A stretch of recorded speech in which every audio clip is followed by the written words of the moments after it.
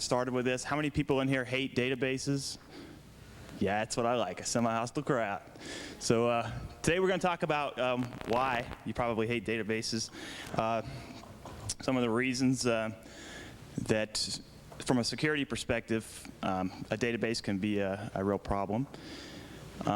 Just to give you some background on me, I've started off as a software developer. From that point, I decided I wanted to be an administrator, and then I decided I wanted to be a security consultant. So I did that for a few years, and then I decided that I liked programming more than I liked travel, so programming again. But from my cave, I can continue to do some independent consulting. But I'm not representing my company here, so I don't have a graphics department. I have to use the crappy clip art that comes with PowerPoint, so that's what we have to deal with. So let's get started. Next. All right, the presentation is in 3 sections. The first part is the section I'm going to try to go through as fast as possible. That's the section on SQL Server's built-in security mechanisms, its model, how it works. The reason I try to go over it as fast as possible because it's the most boring part, to be quite honest, and a lot of it's in books online, so if you want more detailed information on it, you can get it there. But I do need to hit the highlights so that the other sections will make more sense. The bad will be a section on the network security portion of SQL Server. How, when it's placed in a network, how are we going to secure this thing, and how should it be placed in the network? How will people attack it from a network security perspective? And the third section will be the most fun part. We'll talk about why poorly written applications can usually bypass all of your good security planning and your high-priced security products. Next. All right, presence. This slide is just, I'm not picking on any particular vendors. I just want to say that this is a fairly ubiquitous application. It shows up all over the place. How many people in here have IDS systems? Network IDS systems? Yeah.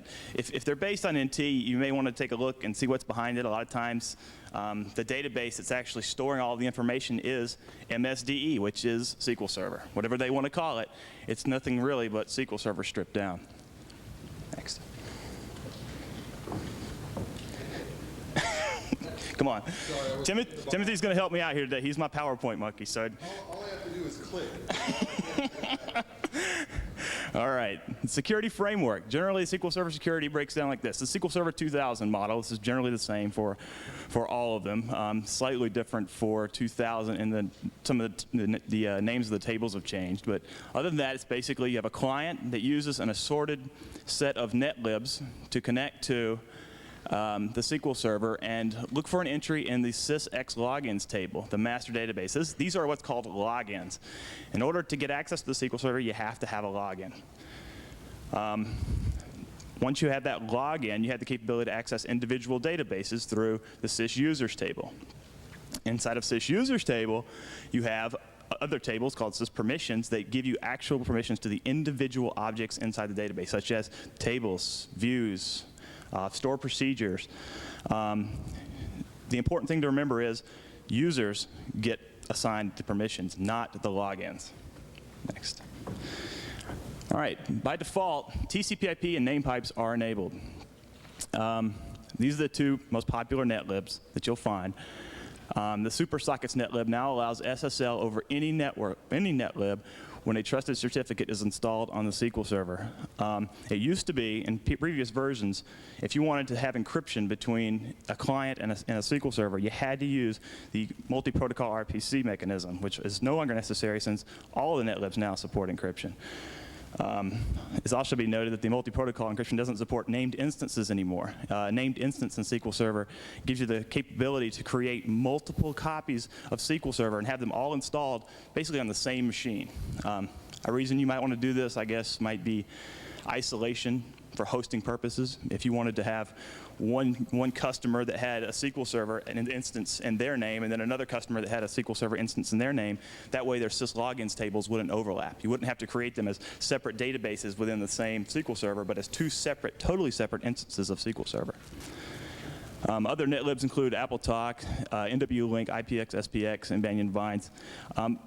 a lot of these are probably going to disappear eventually because most of them don't support named instances, which basically tells me that they're probably going to be exterminated before too long. The Microsoft SQL Server service is configured at install time.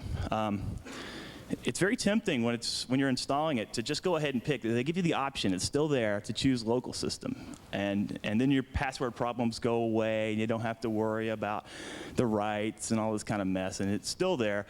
But don't do that. The reason is because, like any other service, if someone somehow can make this service do something unintended, that's the level of context that they're going to get. Local system is too high of context for people to be having. A better choice is a local user account, right, with minimal rights, including access to, the files, the SQL Server MDF files, and all, there are some certain registry entries they need to have access to. But if you put that user in that location at install time, SQL Server will take care of all that for you. It'll make sure that that user has the rights to run SQL Server. But you need to create that user ahead of time. And unless you have some kind of special requirement, like for replication or something like that, in which case you might need to use a domain user, right? Because you may have a situation where you have to have two servers communicating for a heterogeneous query, or the two servers need to be linked for whatever reason. In that case, you probably end up having to use a domain user. But in most cases, a local user with minimal rights is what you need to be using. All right. SQL Server Security Modes has two modes. One is mixed. Both SQL Server and Windows Authentication Mode logins are allowed access.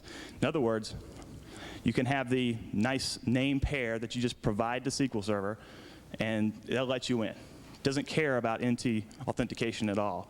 And the other option is, of course, to use your Windows credential. So what will really happen is it'll store your SID in the sysx logins table, and then when you try to log into the SQL Server, it'll check your SID against the SID that it has in the sysx logins table. If they match, you're logged in. The mixed mode has a problem. If you're going to use the name password pair, you don't have strong authentication controls, right? You don't have password complexity requirements. You don't have lockout thresholds. You don't have any of the really good stuff that you need to enforce good authentication. It's all gone.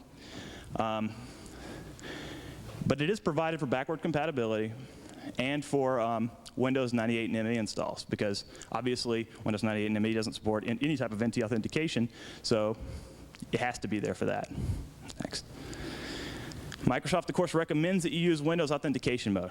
And every book that you read on SQL Server Security will probably say, use Windows Authentication Mode. This is what we recommend. Main problem is Microsoft can't seem to take its own medicine. It seems like every product that they release uses the mixed mode and uses standard SQL Server Security, does not use the integrated model. If you download any of their reference applications from msdn.microsoft.com/code, you'll see they all use the standard SQL Server security model.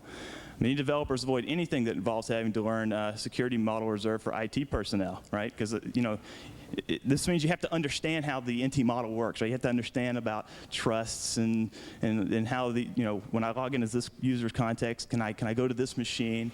What happens in a web farm, right? When I have got 10 different users and they're all a different anonymous user local to that machine, I have to access a SQL Server on the back end. There's a lot of complexity issues that are involved with using the integrated model, and usually developers just want to bypass that stuff and try to get their requirements done. All right, mode guidelines. Generally, this is what we like to go by. If you're doing Windows security, it's a good fit where the SQL Server is exposed to possible attackers. If it's sitting in your intranet, this is probably a good place it's going to be as exposed as anywhere, right? Or, heaven forbid, it's connected to the internet. You definitely want to use something stronger than the mixed mode security, right? Because you don't have any way to stop somebody from brute forcing their way in. There's no threshold, there's no intrusion detection mechanism built into SQL Server to tell you that somebody's sitting there all day long trying to guess the SA account password. If you have heavy auditing requirements, it's also a good fit, or granular security requirements. Mixed mode is probably a good fit where the SQL Server is completely isolated and probably just tunneled to a particular host. Shared context is acceptable, or administrative overhead and supporting multiple security models is acceptable. When is that acceptable? I don't know, but it may be in some cases. A need for simple connectivity as cost of weak access control is acceptable. Like I said, why was weak access control acceptable? Maybe only in a case where there's a specific tunnel that's set up for these two hosts to communicate, and you're fairly certain about its security, but good luck. SQL Server logins. They're kept in the SysEx logins table. The SIDs of users and groups are stored for Windows Authentication logins. 16-byte GUID is generated for the normal SQL Server native logins that we were talking about. The users are stored in individual databases. This users table determines who has access to database objects, can be assigned to various roles, and user privileges can be managed using grant, deny, and revoke statements. All right, the roles fall into several categories. Sysadmins, which is the role that we're talking about, it's the main role. That person can do anything inside a SQL Server. That's the SA account that you often see when you're using standard SQL security, is the sysadmin. You can also you can add users to your SysEx logins tables through Windows Authentication and grant them access to the sysadmin role, effectively making them SA as well. All right. C2 level auditing. This is something that's been added for SQL Server 2000. This mode will allow you to do really intensive auditing. If you've ever looked at the SQL Server log as it exists today, it's really just an event log. It tells you things like, somebody did an extended store procedure and they loaded this DLL. Somebody did a backup. Somebody did something and it failed. A replication task failed or something like that. It doesn't tell you really detailed information about what query somebody was running when something failed, or what specifically is occurring on the server at this exact moment. You never really know. It's more like your, like an NT application log or something like that, just telling you key events. The C2 audit mode will give you the capability to actually log everything that's occurring in a SQL Server. Everything. Connections, disconnections, attempted logins, every query that somebody issues. If you have heavy auditing requirements, this is probably a good fit for you, but you're going to need a big hard drive. I can go ahead and warn you on that one. All right, features that affect security, good and bad. Multiple instancing, could be good, could be bad. Could be good that you're isolating this person's logins from this other company's logins, but it could be bad that all of these logins are existing on the same machine, and if that host is compromised, every person's instance of SQL Server on that host is also compromised. The variant data type. I don't know who thought that was a good idea. Somebody thought it was a good idea. Actually, the variant is a little dangerous because it allows you to fudge the data types a little bit when you're injecting SQL code, which we'll talk about later. The crypto API is now used for all internal encryption, thank goodness, because they used to use some proprietary encryption mechanisms for storing information, which they now stopped using. Delegation is now supported for SQL Server. Updatable federated database servers, which are actually kind of cool.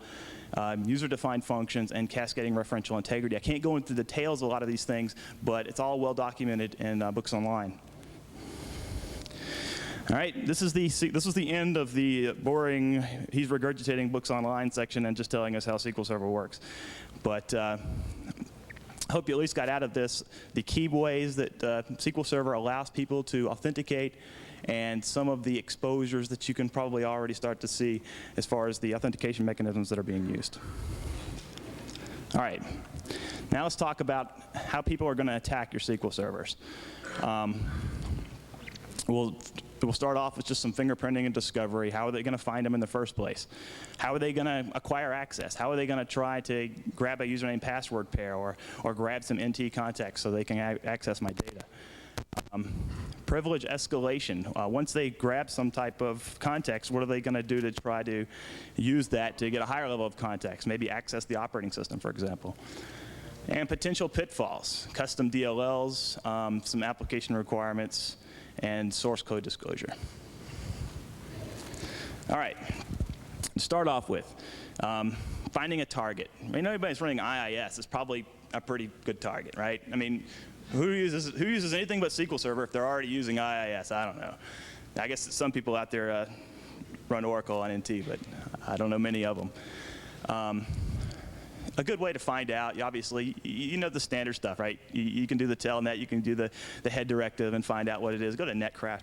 I'd be glad to tell you exactly what they're using. Actually, you'll probably find out right away when you see, you know, .asp on every request. You'll know what you're dealing with. You can dig for hints about the target database usage. You know, go to Deja News, groups.google.com. I need to update that. You know, they got bought out. But if you go there, you'll still get sent to the right place. It'll just say Google all over the place.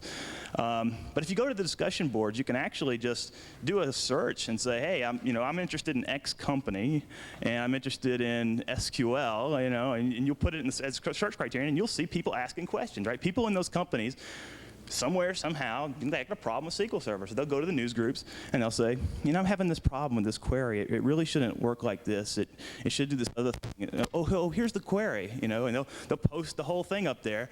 And then somebody will come back and say, well, you forgot to do this, you forgot to do that. It becomes pretty obvious what kind of databases that they're using inside their operation.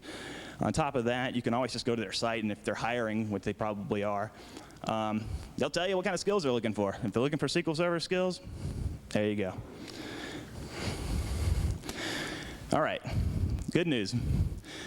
Like I said, I'm not gonna beat this one into the ground, but the gist of this is if you're gonna have people asking questions, have them do it anonymously. They don't have to do it with like the name of the company, you know, so-and-so at .com. You know, they could use a free email address, something like that. They'll still get the answers to their problems, but don't let information about what's going on behind, you know, your firewall or so forth kind of leak out, and especially don't let them post source code. That's real bad.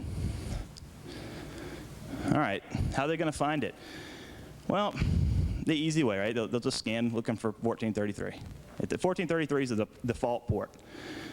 For SQL Server listening on IP sockets, which we already said is the default, you'll find it listing on 1433.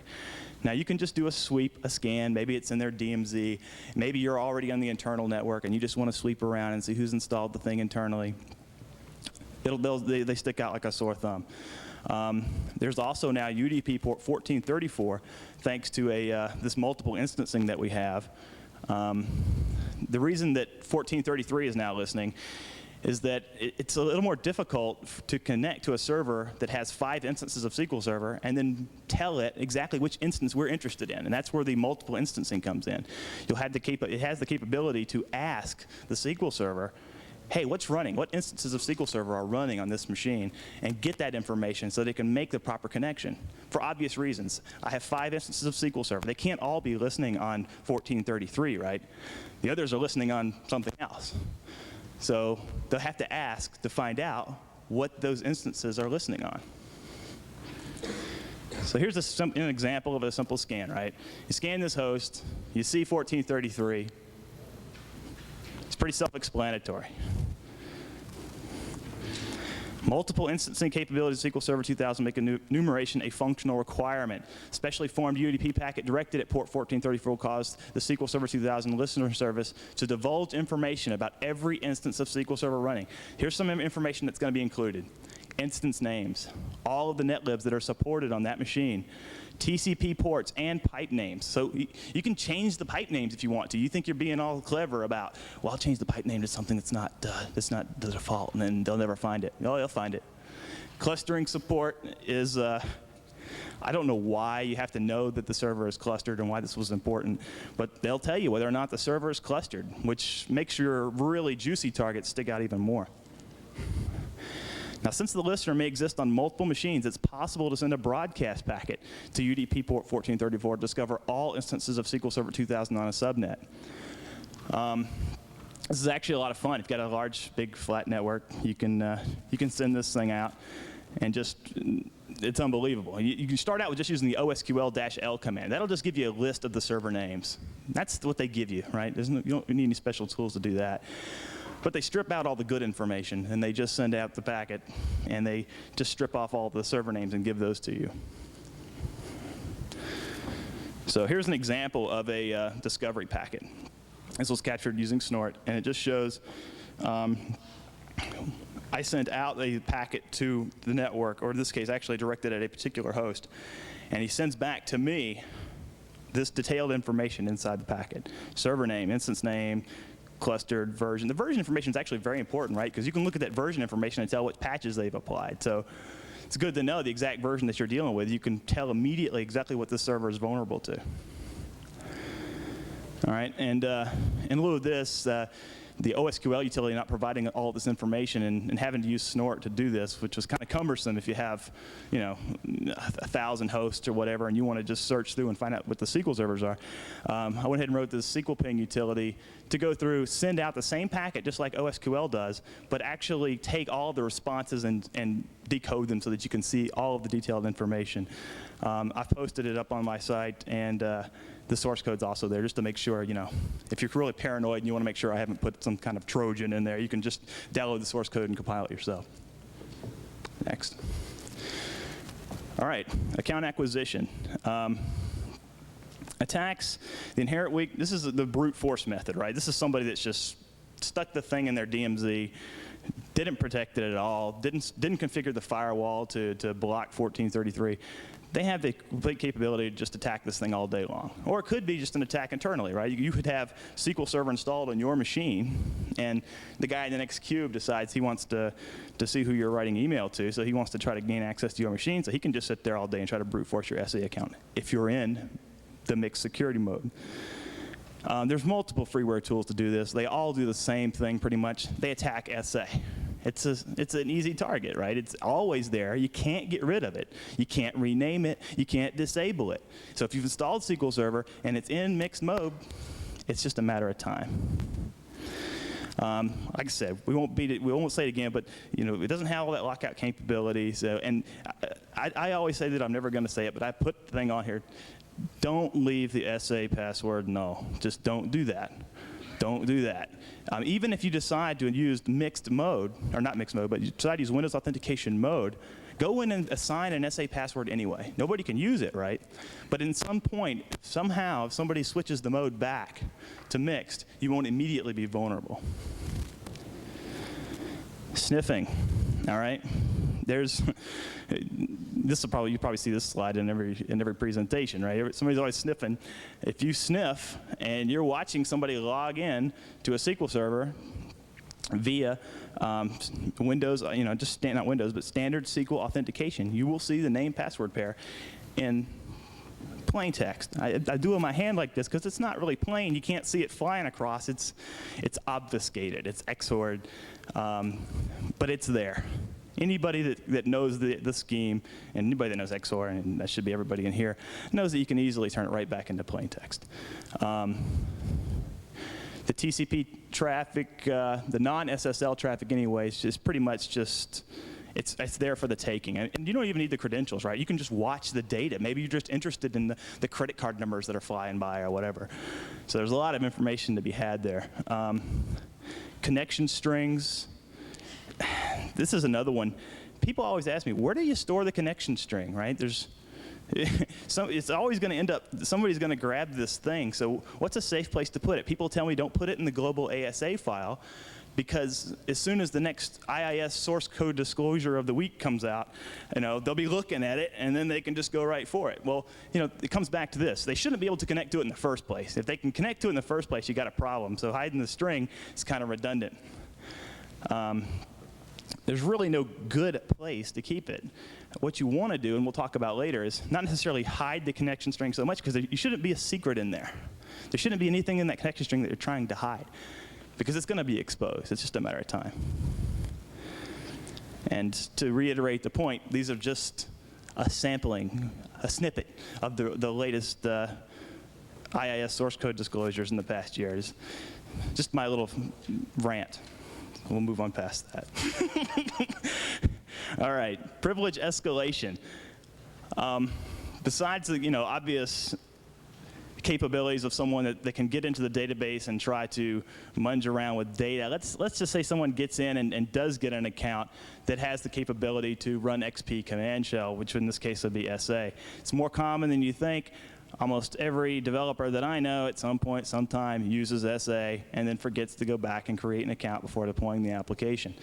If you use SA or you use an account with administrative privileges, that person, when they gain that level of context, has the capability to run XP command shell. You'll see it over and over and over again. This gives them access to the operating system with the level of security context that the SQL Server is running with, right? Which in a lot of cases, sadly, local system. Okay. Let's see. By default, non-sysadmins don't have access to XP command shell, but that doesn't mean that, we want to minimize that this thing is still very, important piece of the security problem. Just keep in mind that they can access, and if they can escalate their privilege to SA, they can access the actual operating system. You can actually create a proxy account under which non-sysadmins can use XP command shell, because maybe there's something that you want them to be able to shell out and run. But at least let them run that with a lower level of privilege than whatever the SQL Server itself is running at. Okay. All right, some other methods. XP reg read, XP reg write. These are extended store procedures. And just for anybody that doesn't know, extended store procedures are basically DLLs that you can plug into SQL Server to add additional functionality.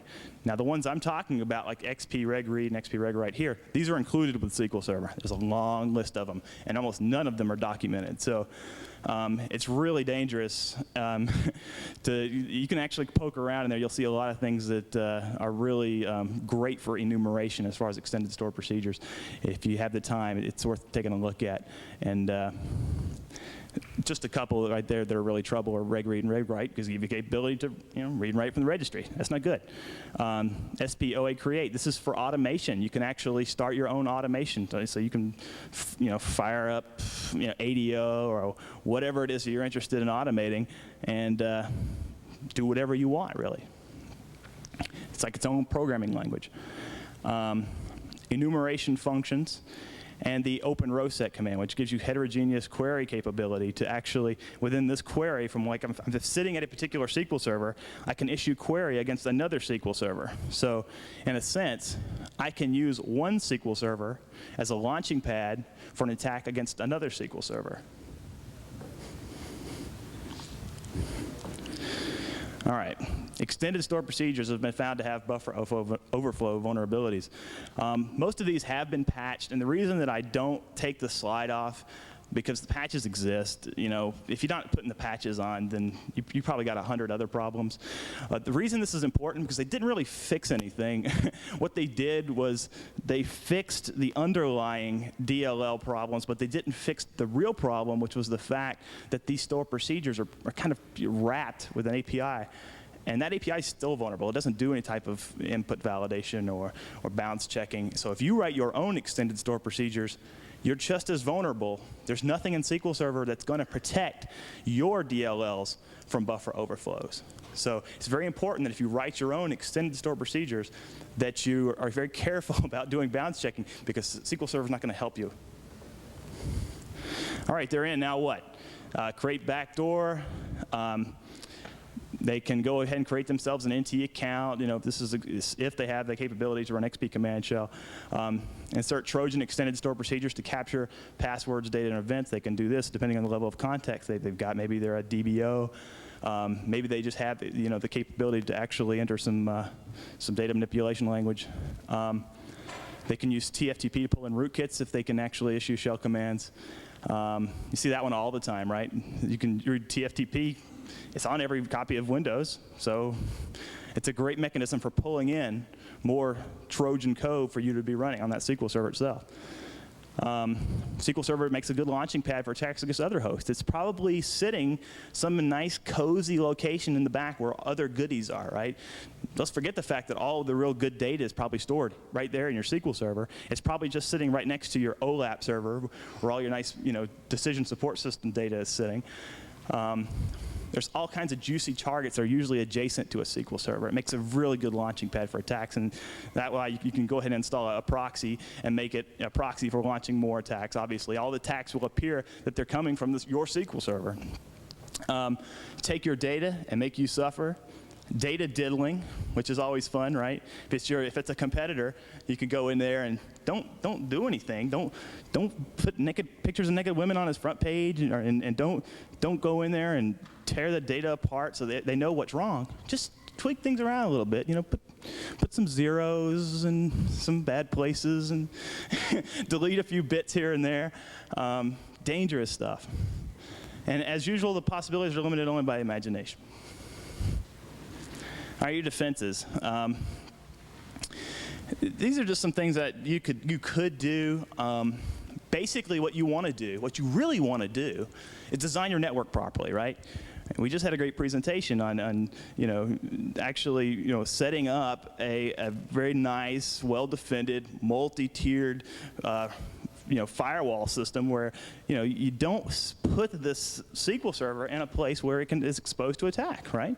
It only should be connecting to one thing, and that's whatever host it is that it's actually providing services to. It shouldn't be just sitting there waiting for all kinds of people to be interacting with it. Protect it. It's a very important piece of your infrastructure. It should be as protected as that backup server that's holding all of your keys for encryption, right? Treat it like that. Protect it. You could, if you want to, create auto-start store procedures to initiate a trace so that you can watch the kinds of things that are occurring on the server. Obviously, this is for advanced logging, right? It's hard to defend or hard to do any type of forensics after an attack if you don't have decent logging in place. So having an auto-start store procedure to initiate a trace is useful, and the fact that you're going to have more detailed information when something suspicious occurs. I've got Profiler here. It can be used to input records into an audit log and so forth. The problem with the Profiler is it's very useful, but it's also resource intensive. So if you're using it, you're probably using extra processor. You're using the processor a little more than you should, and it's got a GUI, and that's tearing you apart. So maybe for situations where you're testing an application or you're doing something specific, I think it would probably be more useful. In fact, I'll show you a really good example of when you want to use Profiler in building your applications. Like I said, I can't say enough that just completely isolate the SQL Server, and under no circumstances should anybody have any direct connectivity to that port that we were talking about, 1433, from the internet or from any untrusted network, or from a trusted network. Why should your internal users have access to it either? Sensible configuration management will help secure SQL Server itself.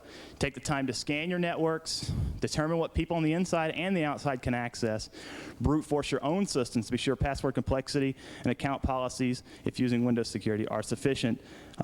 It's very simple to write your own utilities if you wanted to audit SQL Server logins. If you're still using them, if you're still using Windows native SQL Server authentication, it's easy to audit those things. You can brute force them with ease. So have at it. It's something you should be doing at the very least to find out what the level of complexity is.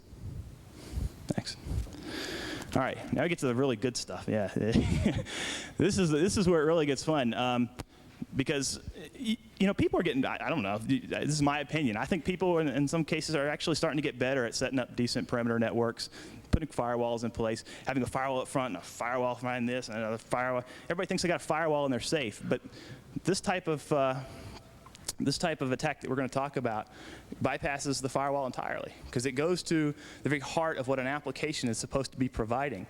And because of that, you can do all things right. You can follow all the guidelines for good network design. You can buy the best security products available, and you will still be vulnerable to a poorly written application. So, in a sense, we probably could call this section application hacking, because that's what it really is. All right, it's not specific to SQL Server. We're using SQL Server as an example because that just happens to be my area of expertise. But the same things that we're doing here can be done to Oracle, MySQL, DB2, Sybase. They're all vulnerable to this to some degree, not using the exact same methods perhaps that we're going to use, but the problem is not related to SQL Server per se. The problem is related to bad coding, bad input validation, bad SQL Server command assembly. All right, SQL injection attacks rarely alert IDS systems, which is really good, right? I mean, nowadays you get kind of paranoid. If you want to, just do an audit of somebody, you got to call the ISP, and you get all nervous because you never know when you're going to set off somebody's system, and somebody's going to be knocking at your door. There's a lot of paranoia, but you don't have to worry about that too much here. You don't have to go take your laptop down and find a payphone and get a free ISP and do all the kinds of things you have to do to make yourself as anonymous as possible. In a sense, you're using the application like it was supposed to be used, right? You come up, you put your name in, and you go on. There's no IDS system that's looking for odd-looking input. It's looking for odd-looking packets. It's not looking at the layer that we're looking at, which is the application layer. And even better, even if they were, if you're doing a site that's using SSL, it's encrypted anyway, so who cares? It's difficult to track down the areas of exploitation because the only real solution is manual code review. That's just the reality. I'll show you an example where you can try to black box your applications to find these problems, and you can do that. And QA departments should be, your QA departments, if you're producing code, should already be doing this. But the best way is if you got the source code, no excuse. You have all the ability in the world to fix these problems. No amount of OS security, firewalls, patches, patch diligence is going to stop SQL injection. This is simply something that your developers have to do from the start when they start designing the application. It should be the first thing you do before you even start the app, because it's so difficult to remove once the application is already built. These applications, a lot of times, huge. Huge.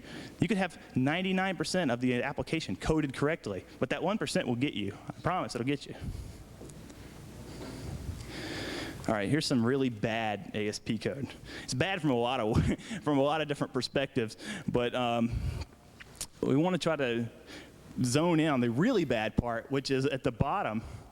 You've got a situation where someone is basically taking input from a form and sticking it directly into the SQL statement. Now, what's the problem here? It's not validated, right? We don't know what this person is entering. It's difficult to validate a string. Like, I don't know what the person's username could be. It could be anything. So how am I going to validate that? A password, for example, it could be very complex. I may say, you have to have very complex passwords. I want, all kinds of strange symbols and numbers and upper and lowercase letters. So, it's hard to say, hey, is it a number? If it was a number, it would be very easy to validate. All right, so you have a normal login situation where the person shows up. They have the login page. This is a simulated login page. And they type in their username and password. Hopefully, we didn't write the application so that it displays the password while I type it in. But you see what the SQL Server actually sees, right? He sees the select star from users, where username equals quote, single quote, Bob, which is what the user entered, and the password. Everything seems like it's going to be fine. But what happens if somebody types in this? Bob, and then their password, they put a single quote, they put union, select star from users where admin equals 1. Let's just say for this application that the admin, when that flag is set to 1, the person is an administrator. Well, in this case, the SQL Server is just processing. He's parsing this line across, and everything looks good. He sees select star from users where username equals to Bob, and password equals to quote, quote, empty string. So he didn't get anything probably. There's probably nobody with that. But he unions that with another record set, which is select star from users where admin equals 1. So what ended up happening? The person logs in as an administrator, the administrator of the site. All right, a normal usage. Let's just say the search page, we're getting feedback. This is also a good target.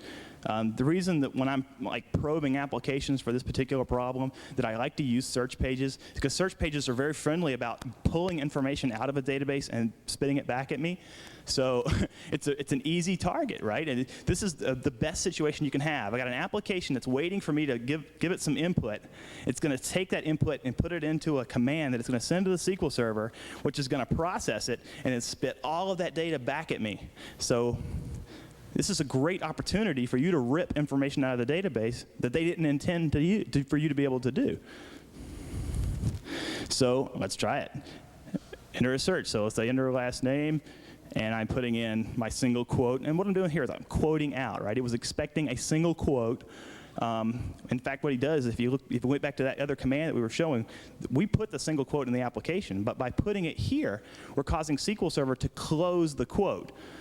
And then we're going to put more commands, and in this case, maybe we just want the version of SQL Server that's running, so we just say, we have to actually match up the number of parameters.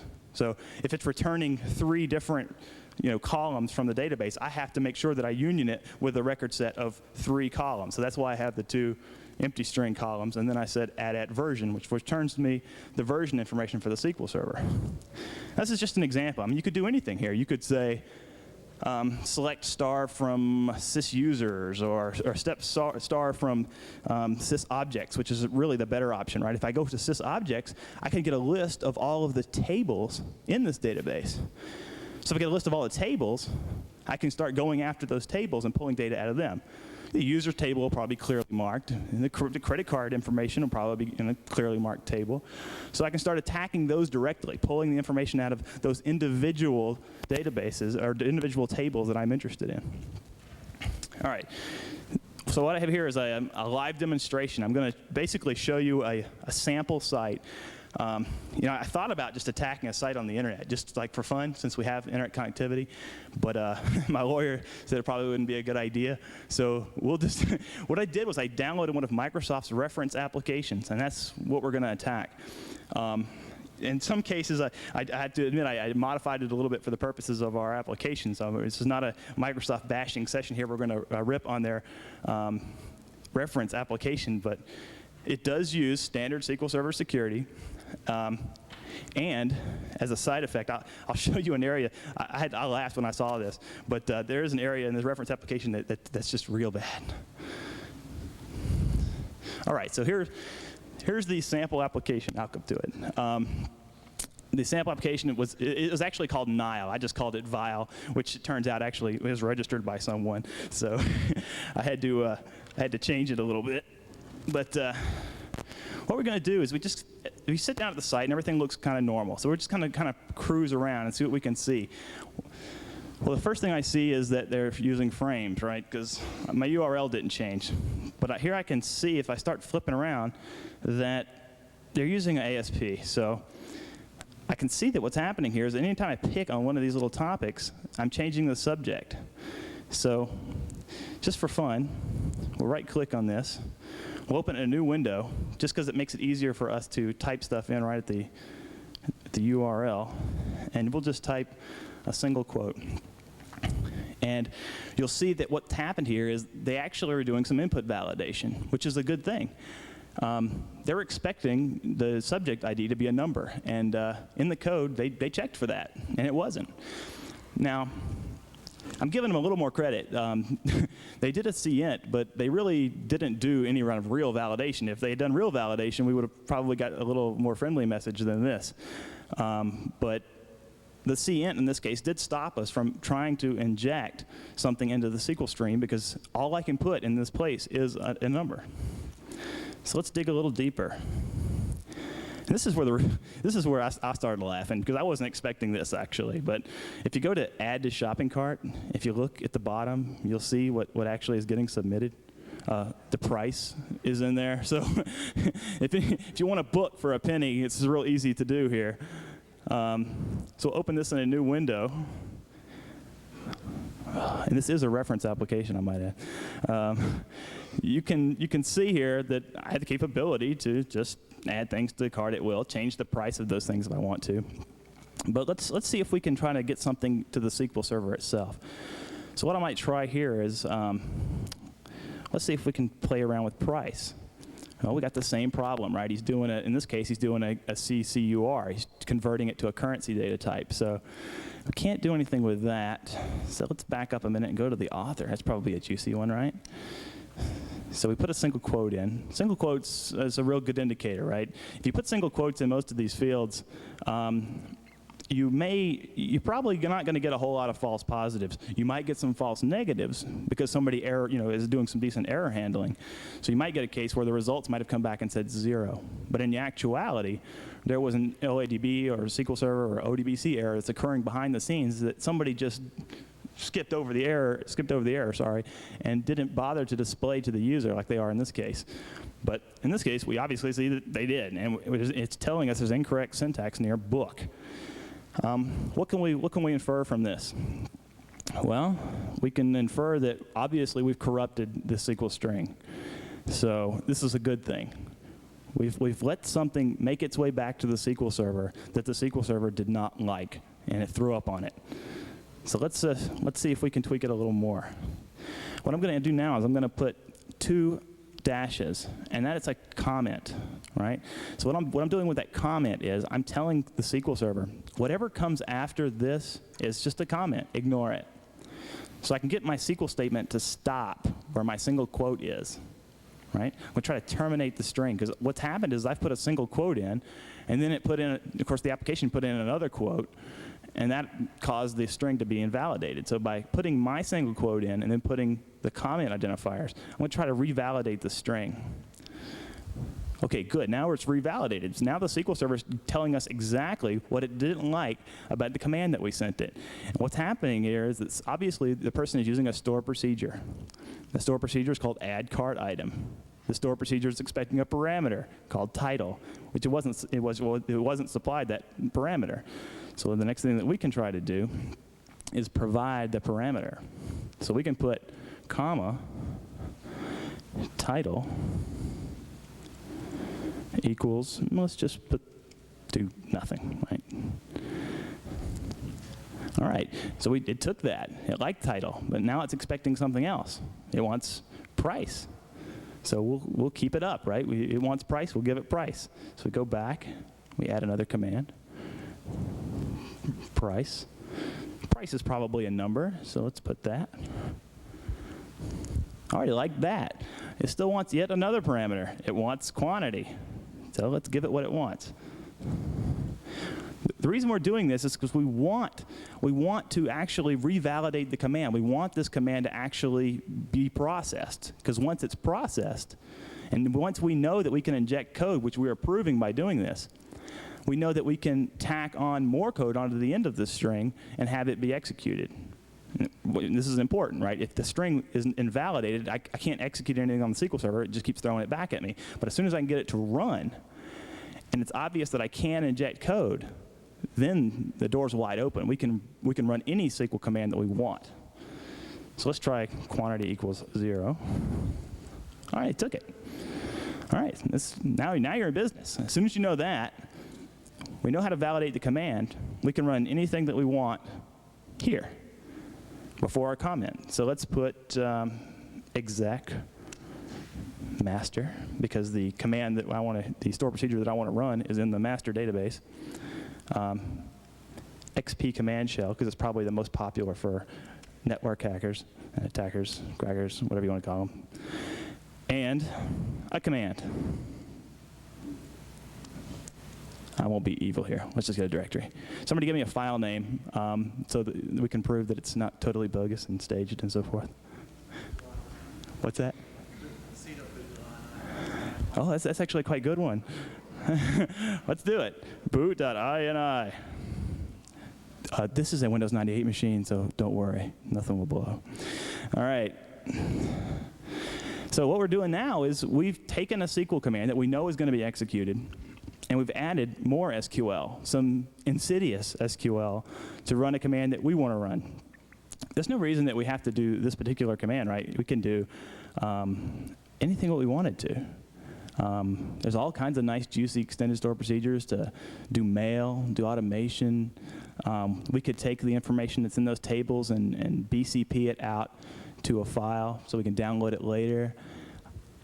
We could be here all day talking about the things you can do, but basically what we're doing is we're running code on a SQL Server.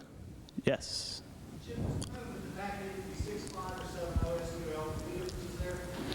As far as the XP command shell, or as far as what we're doing here in general? The injecting, no, the injecting happens on any of those, any version. Because the problem, once again, isn't related to the SQL Server. It's related to the fact that we're building a string, a command, to give to the SQL Server, which we're given through the application the ability to add code to. So in a sense, you're turning the user into developer, right? Because now I can put my own code and have it running on the SQL Server. It's TSQL, which to some people, it's just they can just write, they can just run transact SQL code. I hear that all the time. So what can they do with transact SQL code? Well, your developers wrote the application. There's obviously a lot you can do with the SQL code, right? You can pull any of this information that's in here out, given necessary rights. And given necessary rights, you can go to the operating system. It makes a really good way for you to just go right to the OS and do whatever you want. So in this case, that's exactly what we're going to do. So we run that command, and it's taking a little longer because SQL Server has to actually load the XP command shell, store procedure. And we go here, and back up. I'm typing with one hand here, so give me a break. And there's boot.ini. And we don't even look in it. We know it just contains a directory listing from my C drive. And that's it. You can pretty much do whatever you want with this application from this point on. You can have all kinds of fun. Obviously, they're running as SA, right? Because we were able to run XP command shell. Something else, though, that I wanted to show while I have this running is a good way that you can prevent this type of thing is if you have a QA department, and you should, because a lot of people develop applications internally.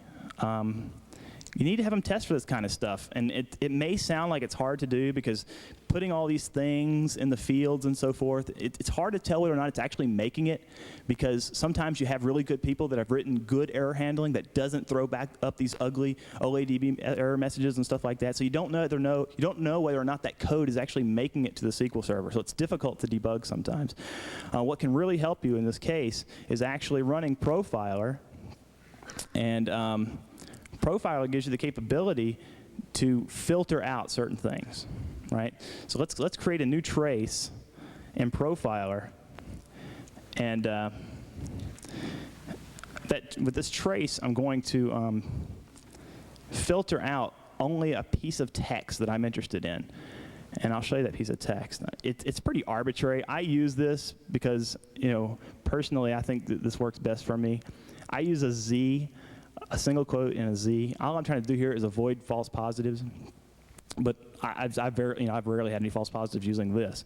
But the idea is this: if I introduce a Z, a single quote and a Z into my application, it shouldn't make it back to the SQL Server looking just like that, right? If I input it into a numeric field, my application should have handled it and said, nope, it wasn't a number. If I put it into a text field, my application should have said, no, a single quote is not a valid character. I'm going to turn it into two single quotes, which is a valid character for SQL Server. If you want to actually represent a single quote in the SQL Server, you have to use two single quotes. So your application should do one of two things: validate numeric input and turn single quotes into double quotes. If it does those things, we shouldn't see this on the back end. So you run the trace. We'll attack a part of the application that does do some decent filtering or some decent validation, which is the search page. And I'll put my Z, single quote Z in.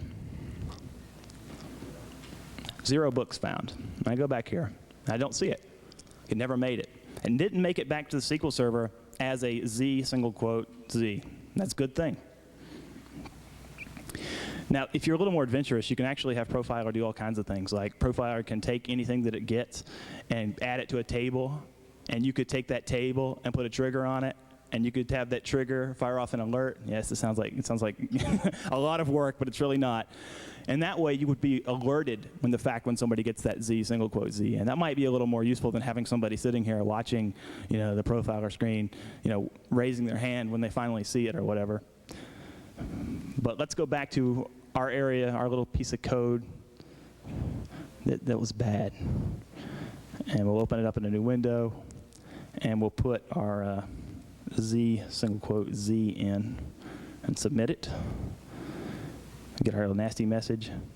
And better yet, and Profiler has now shown us what it captured, the actual SQL that came back to the SQL Server with our Z, single quote, Z in it. So now you know an area that's vulnerable. Now, of course, somebody's still got to, walk through the application, put this in every form field, put this in every query string on the URL that they can find, and try to ferret out where the input validation is not taking place. But it's not exactly, the greatest way. It seems like kind of a kludge, but it's free and it works. And maybe someday somebody will write an application to automate the process. But I don't like to pay for things I can do for free. Okay, that's the demonstration. So let's get back to the slides. Any questions about the demonstration? Yeah, right. Oh, sure.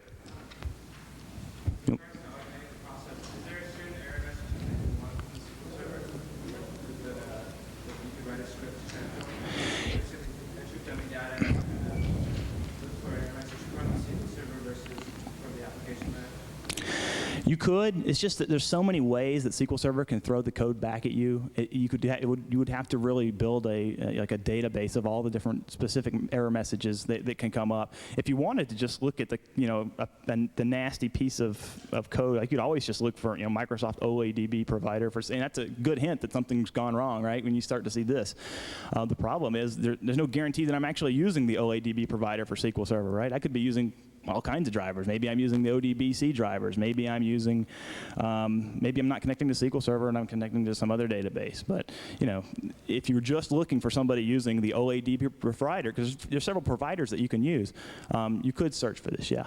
But each one of them has like their own error messages and stuff. It's a lot of complexity involved there. But I suppose that you could do it that way. But keep in mind, once again, it's hard to look for that because some people handle errors. So you won't get this message. You'll get a nice 0 records or couldn't add this item to this cart or something different if they handled it properly. No application that's in production should be giving people error messages like this. This is nuts. Yeah, I wouldn't use this. This is a bad reference application. Bad.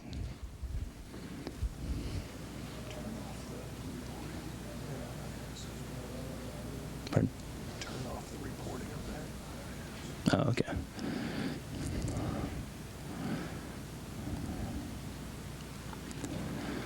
All right. Hey, Tim was bringing up a good point too. A lot of people just in IIS they'll just go ahead and turn it off, so you don't get those messages anyway, because that is a switch that you can turn on and off in the metabase. So a lot of people just turn that off to begin with, and you won't get that error message.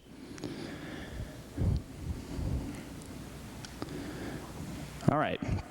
What's the main problem that we saw with most of these injection samples? Well, poor input validation, right? Nobody was looking to see what I was entering was a number. Well, maybe they did by doing a conversion, but I don't give them credit for that. And putting secrets in ASP code was pretty bad. But once again, not critical because you shouldn't be having secrets in there anyway, right? If you're putting secrets in your code, you got a problem. Poorly typed. SQL Server and ASP not checking data types, and they're not. Security context is too high for the needed functionality. I didn't have to run that application as SA. I mean, it's an online bookstore, come on. All right, some tricks the attackers use. And I used union statements in some of that code and some of the things I showed you earlier. The reason I use union is because I like to get feedback when I'm injecting code. So that's why I like search pages, because search pages give the capability, because you can just put some code in there. It's a record set that's going to be coming back at the IIS server. If I can union some more data onto that record set, I can have it show up in the result set, which is really good. So one of the things you do with the union is you want to make sure you want to short circuit whatever the previous query was, and then have it append your query onto it. The double hyphen comment indicator to block out the rest of the intended SQL. That's just because, well, the application is going to smack that other single quote on the end and basically invalidate whatever code I put in because it's going to cause a syntax error. So putting that comment basically allows me to say, I don't care what the developer was doing. Take my code and just forget whatever he was doing with the rest of the SQL statement. Obviously, the single quote thing is a quick and dirty way. If you didn't want to have anybody do all this, Z single quote Z thing, you could just have somebody go through the application with the ODBC error messages turned on in the IIS metabase, and then just go ahead and flip through the app until they see that nasty message. It'll be a good indicator that something's seriously wrong.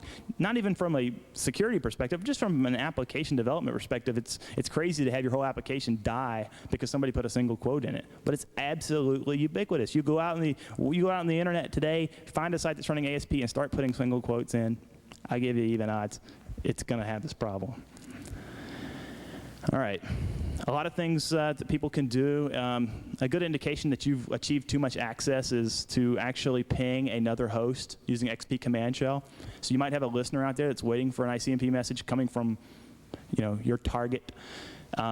It's a good indication of two things, actually, that you were able to inject your code in the first place, and two, that you've achieved a level of authorization that has the capability to run XP command shell. It's a system administrator role.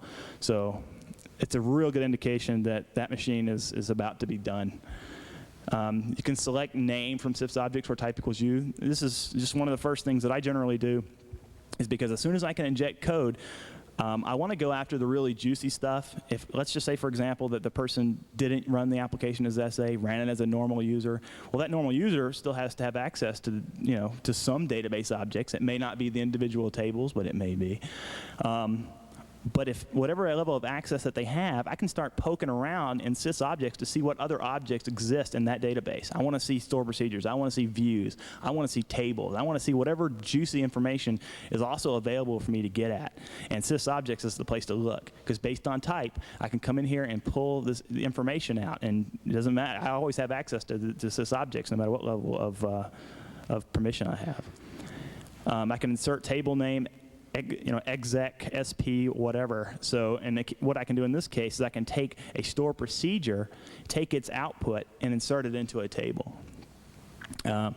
Why you might want to do that? Well, what if you exec XP command shell and run something? If you want to see that output displayed back to you in a browser, you could do it this way, right? You could have it go run your extended store procedure, your XP command shell, to, let's just say you want to get a list of users, so you might say net user, and take all of the users that you got, put them to a file, and then maybe have them, read, or actually not a file in this case, but put them in a table, and then have that table unioned onto the back of a SQL statement. So that would be an example of why you might want to do that, right? Because there's all kinds of extended store procedures. They produce output. Why not put that output directly in a table and then have it redisplayed to you through the browser? So that way you can actually see the output of the things that you're doing to the operating system.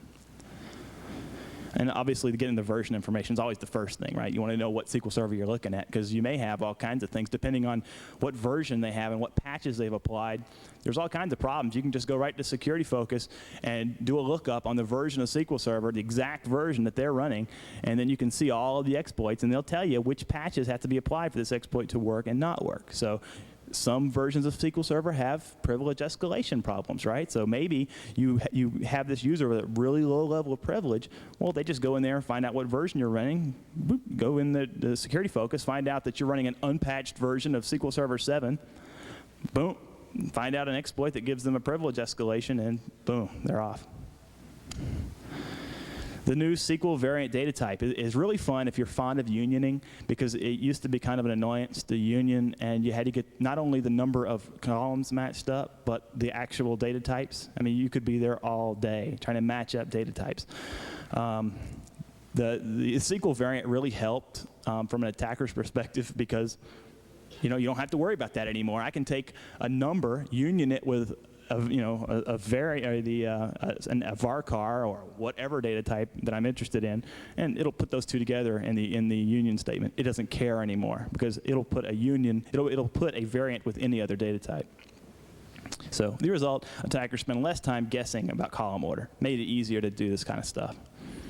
So here's an example, in case you're interested. Just a simple select statement, job level and F name for employee.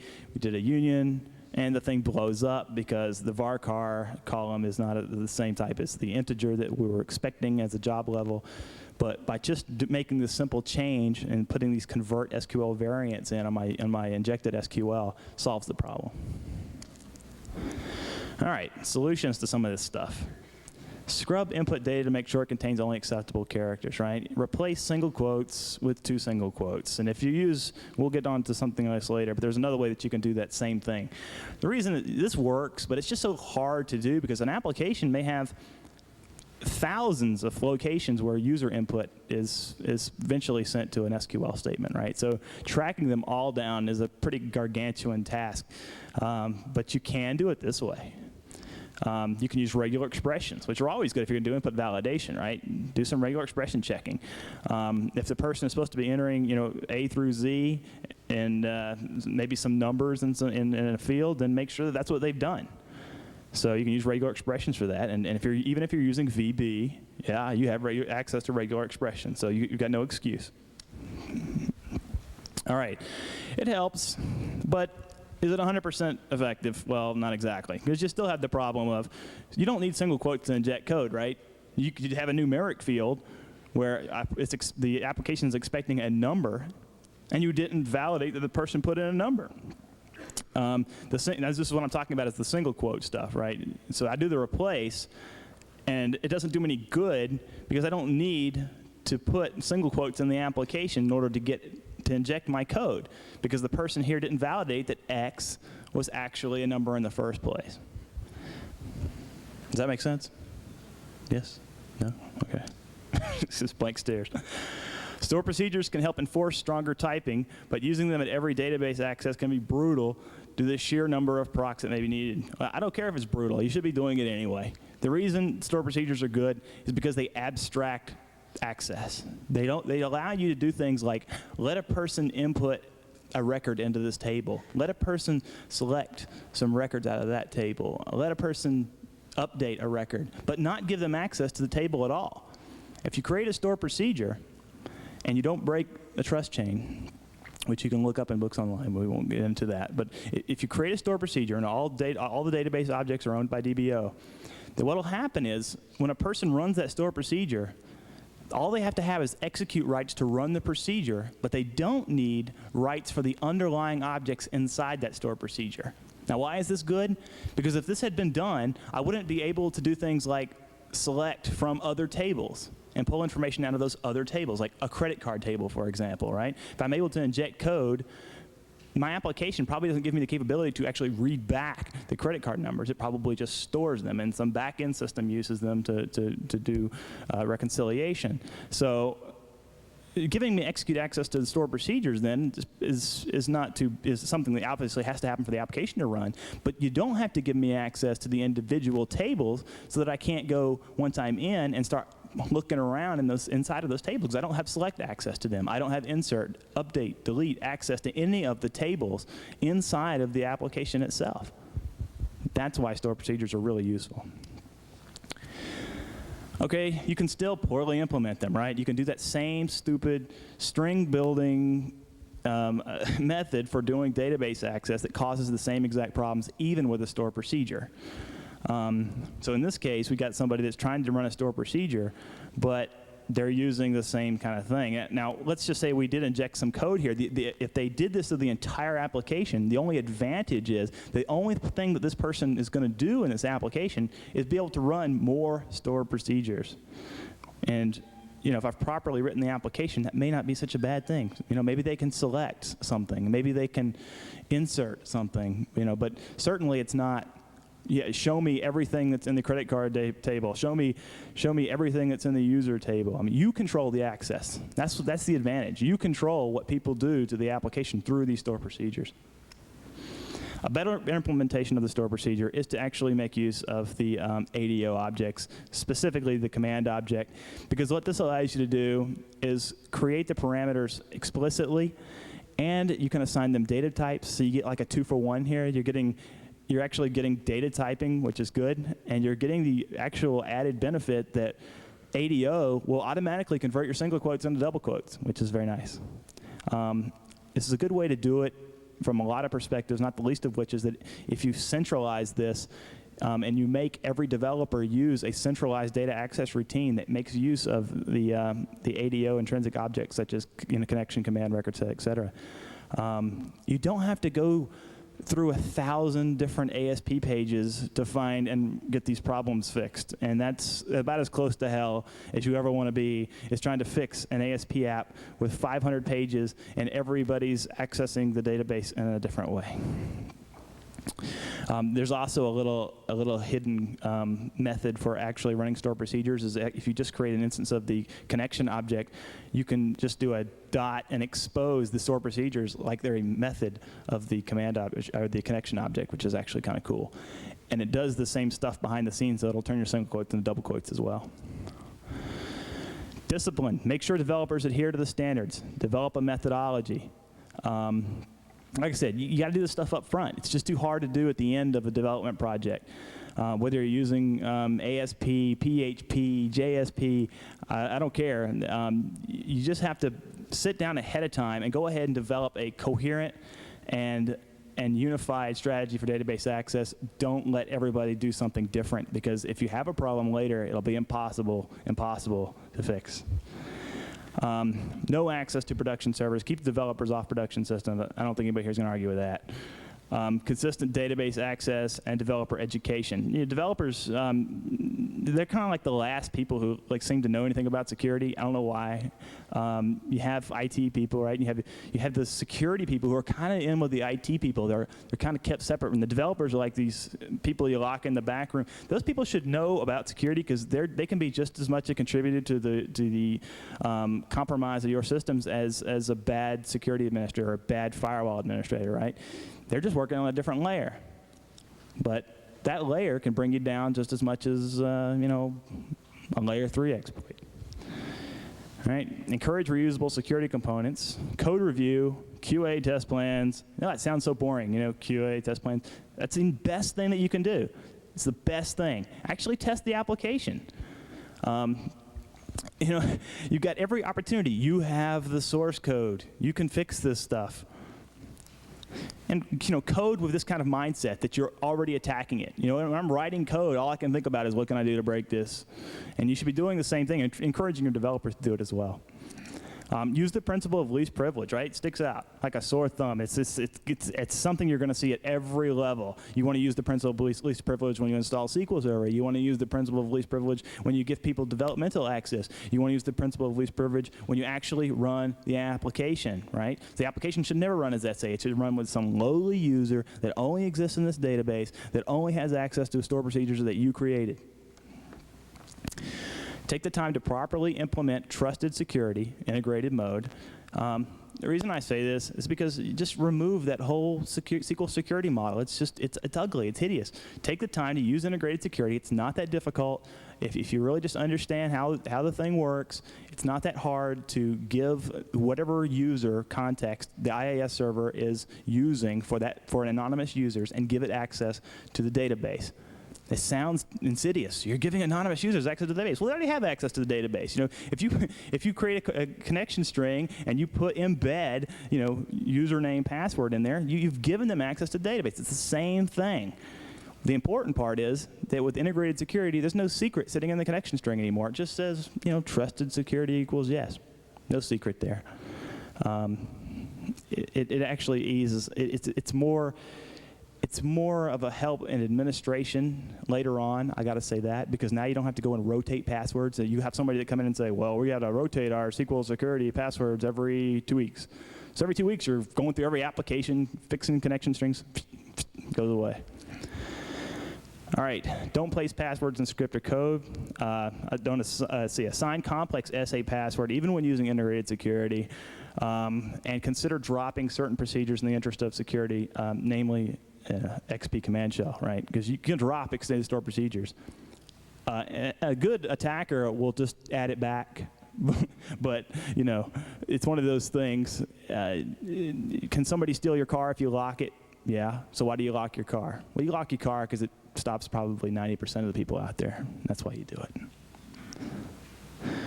Write reusable input validation routines and make their use mandatory. Use store procedures where possible. Avoid string building for executing them. Code reviews, absolutely necessary. Evaluate third-party code and applications with great scrutiny, right? If somebody's going to incorporate a component in your application, or they're going to add some new pages to your system, make sure you look at them, make sure they're not doing something really stupid. Use the same kind of methods we've just shown to go exactly and look at their applications before they integrate them with yours and bring you down with them. Use SSL or IPsec to encrypt network traffic on suspect subnets. Everybody always says, well, doesn't that degrade performance? Yes, it does. So just a matter of what's important to you. Best practices, minimize risk. Assume your connection strings are compromised, right? Just assume it. It'll happen. If you put a connection string in ASP, you put it in global ASA. If you're using .NET, it'll be in web.config. And they move this stuff around, but it's all the same thing. It'll eventually be exposed. Deny access to all the tables, just like we were talking about. Use store procedures and views to force access only through your own database constructs. Consider using asymmetric encryption on valuable data. The reason I say this, a lot of people will say, well, we've encrypted all of the information, all of the credit card information on our servers, so it's safe. Well, is it? Like, where's the key, right? If you use symmetric encryption, the key's probably sitting on the same machine. So if the machine is compromised, the key is compromised, your data is compromised. One thing that you may want to try is asymmetric encryption. This makes things a little more complex, right? You gotta create a public-private key pair. You have to use the public key to encrypt the data that's actually stored in the side of the database, and then you have some other back-end system with a private key that then decrypts the information for the purposes of reconciliation. More complex, but this way, if the SQL server is compromised, the IIS server is compromised, the data is not compromised.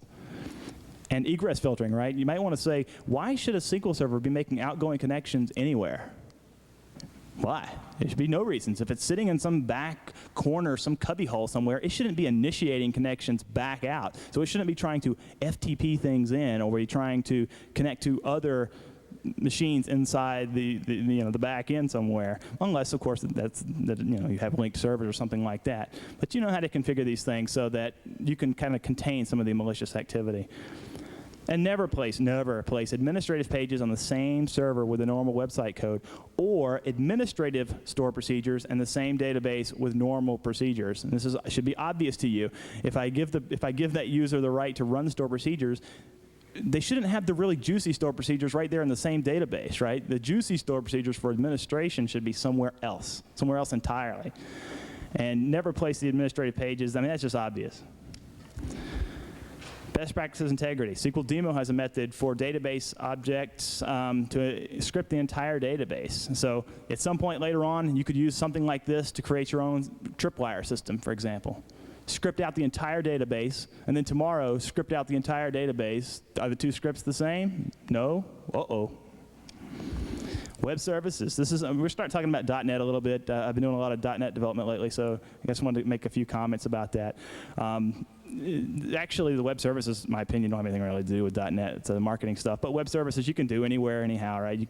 But the point is that no matter how you implement them, they're probably front-ending database operations. So there's no reason, and I've already shown that you can do SQL injection through web services. So watch out for that. So the .NET framework also provides input validation, encryption, and session management function. Use them. Most of the same, all the attacks that we've shown here today can be done in .NET. It's not going to protect you from any of this stuff. But what it does do, what .NET does give you is some reusable components that help this, right? They give you things like validation controls and so forth that make it a lot easier to do input validation. You don't have to go and write, a gazillion, regular expression functions and all this kind of mess. But they help you out, but you're still going to have to work at this. Technology goes on, but bad coding is eternal. I mean, you can still make your application so bad that, yes, not even .NET's going to save you. And here are some reference links, just if you want to find some more information about SQL Server Security, and how to break it, basically. Recommended reading. These are just some books I like. Everybody probably has their own. I basically give RFP credit for getting me started in SQL Server Security specifically because of his FRAC article. It was very good, and that's what started me down this track, so I want to give him credit for that. And that's basically it. That's my presentation. So if there's any questions, that's it.